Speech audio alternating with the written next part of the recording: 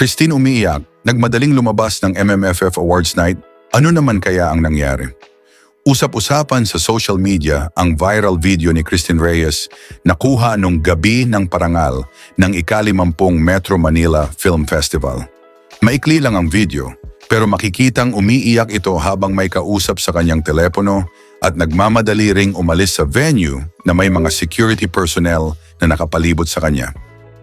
Dahil diyan, maraming netizens ang nagtatanong kung ano ang nangyari at kanya-kanyang hula naman ang iba. Hindi rin naman nagtagal nang mag-post ang kapatid ni Christine na si Aramina sa kanyang Instagram stories. Doon napagtanto ng marami na nagkaroon ng family emergency ang aktres dahil na ospital ang kanilang ina. Makikita sa isang post ni Ara ang picture ng kanyang ina na nakahiga sa hospital bed at nandun din si Christine. Caption niya riyan, "Earlier, I was with my sister Christine as we waited for our mom to be transferred from the ER to her room."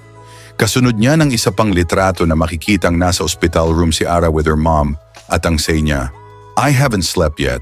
Magugunitang si Christine ang isa sa mga naging presenter sa MMFF Awards Night na naganap noong Disyembre 27 sa Parañaque City. Kasama niyang nag-present sina Sue Ramirez at Yul Servo para sa Best Actor in Supporting Role Award. Bukod diyan, sina Christine at Sue ay kabilang sa cast ng The Kingdom, ang isa sa mga official entry ng MMFF for this year.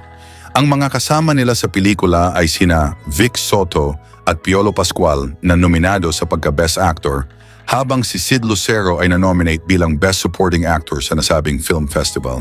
At kung bago ka sa channel ko, pakipindot naman ang subscribe pati na rin ang bell icon para lagi kang updated sa mga bago kong video.